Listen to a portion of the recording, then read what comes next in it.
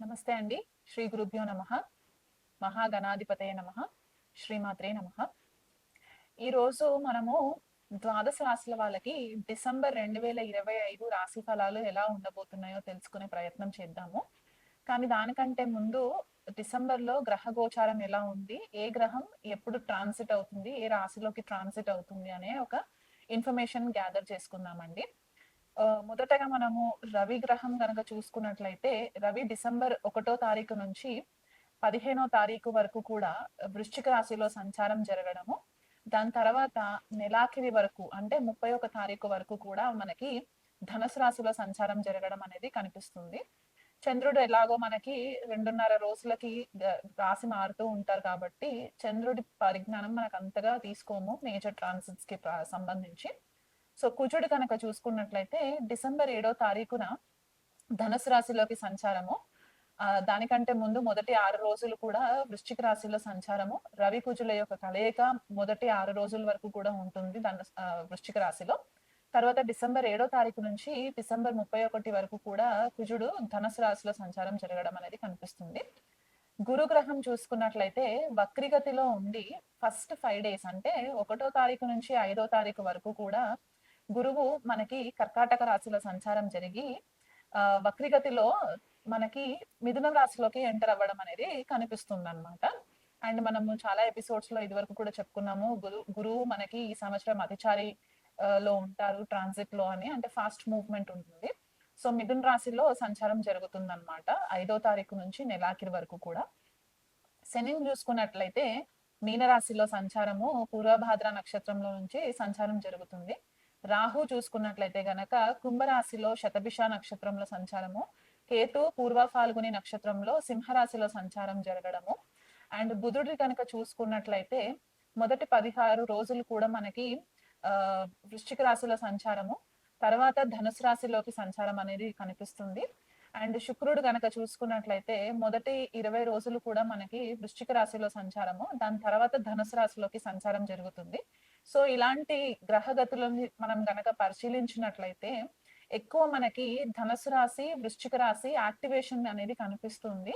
And మనకి శుక్రుడు మనకి వృశ్చిక రాశిలో సంచారం, తులా రాశి నుంచి వృశ్చిక రాశిలో, తర్వాత వృశ్చిక రాశి నుంచి ధనుసు రాశిలోకి, ఇక్కడ కూడా మనకి జలతత్వమైన వృశ్చిక రాశి యాక్టివేషన్ లో ఉండడము. అండ్ మనకి శని కూడా మీన రాశిలో సంచారము జలతత్వ రాశి అవ్వడము. అండ్ రాహు వచ్చేసరికి శతభిష నక్షత్రము జలతత్వ నక్షత్రంలో, అంటే శతభిష మనకి వరుణుడు రూల్ చేస్తారు కాబట్టి ఇక్కడ మనకి వరుణుడు వర్షాలకి కారణం అని కూడా మనం చెప్తూ ఉంటాం. అంటే ఆయన వర్షాలకి దేవుడు, లేకపోతే మనకి సముద్రాలకి దేవుడు అని కూడా మనం చెప్తూ ఉంటాం కాబట్టి రాహు అక్కడ సంచారం జరగడము. అండ్ రవి కూడా మనకి మొదట 15 రోజులు వృశ్చిక రాశిలో సంచారము, తర్వాత మనకి ధనుసు రాశిలో సంచారము. సో ఇలాంటి ట్రాన్సిట్ ని మనము చూసుకున్నట్లు అయితే గనక మనకి గ్లోబల్ లెవెల్ గా చూసుకుంటే మనకి వాటర్ కి సంబంధించి అంటే జలానికి సంబంధించి కొద్దిగా మనకి ఇష్యూస్ రావడం, అంటే సైక్లోన్స్ రావడము, టైఫూన్స్ రావడము, లేకపోతే వాటర్ కి సంబంధించి యాక్సిడెంట్స్ జరగడం, అంటే కొంతమంది బీచెస్ కి వెళ్ళడము అక్కడ ఇష్యూస్ రావడము, లేకపోతే యాక్సిడెంట్ జరగడము, వీళ్ళు కొద్దిగా నెగ్లిజెన్సీ తోటి ఉన్నప్పుడు కొద్దిగా యాక్సిడెంట్స్ జరగడము వాటర్ కి సంబంధించి ఇవి ఎక్కువ కనిపిస్తూ ఉన్నాయి. కాబట్టి వీలైనంత మట్టుకు ద్వాదశ రాశులు అందరూ కూడా ఇదొక కామన్ పాయింట్ గుర్తు పెట్టుకోండి. ఎక్కడన్నా నదీ స్నానాలకు వెళ్ళినా, సముద్ర స్నానాలకు వెళ్ళినా కొద్దిగా అలర్ట్ గా ఉండే ప్రయత్నం చేసుకోండి. మనకి ఈ ట్రాన్సిట్స్ వల్ల చలి తీవ్రత కూడా ఎక్కువ జరిగే ఛాన్సెస్ కనిపిస్తుంది. మనకి తెలుగు రాష్ట్రాలలో చలి కూడా ఎక్కువ ఉంటుంది. కోల్డ్ ఫ్రంట్ అనేది అయితే చెప్తూ ఉంటామో ఈ మొదట 15-16 రోజులు కూడా కోల్డ్ ఫ్రంట్ అనేది ఎక్కువ ఉండి ఉష్ణం చాలా చలి ఎక్కువ అయ్యే ఛాన్సెస్ కనిపిస్తూ ఉన్నాయి. సో అది కూడా ఒకటి మైండ్ లో పెట్టుకోండి. ఎవరైనా సముద్ర తీరంలో ఉన్న వాళ్ళు ఇతర వేరే దేశాలలో ఉంటే గనక ఈ జలాశయాలకి వెళ్ళినప్పుడు కొద్దిగా కేర్ఫుల్ గా ఉండండి.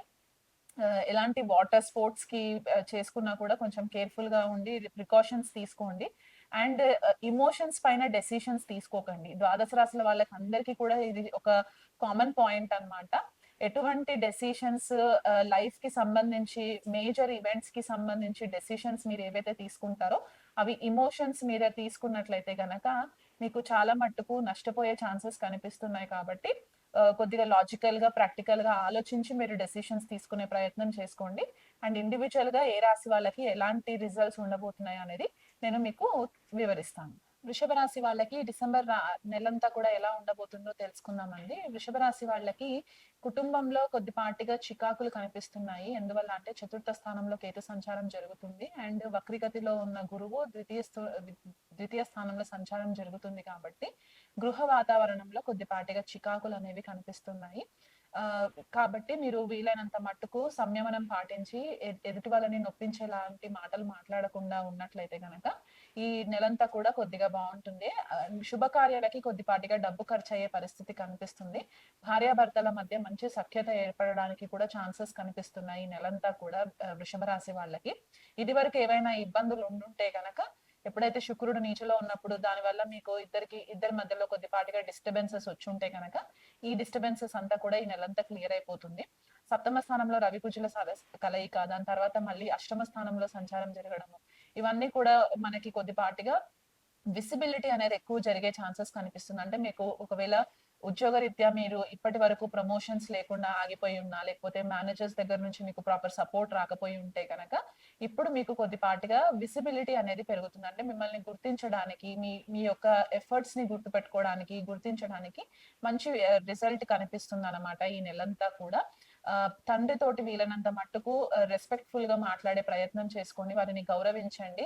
వారి బ్లెస్సింగ్స్ మీరు తీసుకున్నట్లయితే మీరు ఉద్యోగంలో కూడా మీకు మంచి గుర్తింపు రావడానికి హెల్ప్ అవుతుంది. ఎందుకంటే మనకి ఉద్యోగంలో రాజయోగం రావడానికి మనకి సూర్యుడి యొక్క బ్లెస్సింగ్స్ అవసరము. సూర్యుడిని మనం తండ్రితో పోలుస్తాం కాబట్టి ఇక్కడ రవి కుజుల కలయిక సప్తమ స్థానంలో ఉండడము, దాని తర్వాత మళ్ళీ అష్టమ స్థానంలో ఉండడము, ఇలాంటి ట్రాన్సిట్స్ మనకి ఉన్నాయి కాబట్టి ఈ ఈ విషయంలో తండ్రి ఆరోగ్యం పట్ల, తండ్రికి ఏదైనా ఇమీడియట్ గా అవసరమైన తండ్రి యొక్క బ్లెస్సింగ్స్ అనేవి తీసుకోవడం వల్ల కూడా మీకు మంచి రిజల్ట్స్ కనిపిస్తాయి.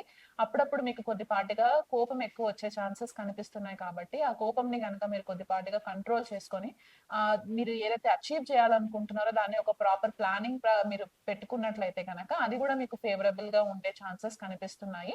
రాహు దశమ స్థానంలో ఉన్నారు కాబట్టి మీకు కెరియర్ లో మంచి గుర్తింపు రావడానికి, కాకపోతే కొద్దిపాటిగా మీ గుప్త శత్రువులు ఎవరైతే ఉంటారో మీ గ్రోత్ కి అడ్డుపడేలాంటి ప్రయత్నాలు చేస్తూ ఉంటారు కాబట్టి మీకు దుర్గాదేవి ఆరాధన చేసుకోవడం వల్ల ఎటువంటి ఆబ్స్టికల్స్ లేకుండా మీకు అన్ని కూడా బ్లాకేజెస్ అన్ని క్లియర్ అవ్వడానికి ఛాన్సెస్ కనిపిస్తున్నాయి.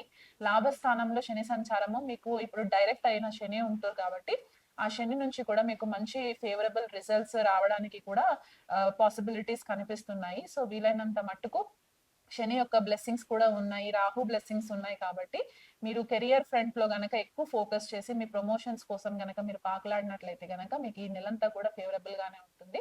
ఇంకా బెటర్ రిజల్ట్స్ రావాలనుకుంటే గనక రెగ్యులర్ గా ఈ నెలంతా కూడా మీరు లక్ష్మీదేవి అష్టకం చదువుకోవడము, డైలీ 3 టైమ్స్ అన్నమాట. మార్నింగ్ ఒకసారి, మధ్యాహ్నం ఒకసారి, ఈవినింగ్ ఒకసారి గనక మీరు లక్ష్మీ అష్టకం చదువుకోవడము, లేకపోతే లక్ష్మీదేవి అష్టోత్తరం చేసుకోవడము, సూర్యుడికి ప్రతిరోజు కూడా అర్ఘ్యం ఇవ్వడము, ఆదిత్య హృదయ పారాయణం చేసుకోవడము, రాహు యొక్క దుష్ప్రభావాలు మీ పైన పడకుండా మీకు ఉద్యోగంలో మంచి గుర్తింపు రావడానికి దుర్గాదేవి ఆరాధన చేసుకోవడము, దుర్గా చాలీసా, దుర్గా సప్తశతి పారాయణం ఇలాంటివి చేసుకోవడం వల్ల కూడా మీకు మంచి ఫేవరబుల్ రిజల్ట్స్ వస్తాయి.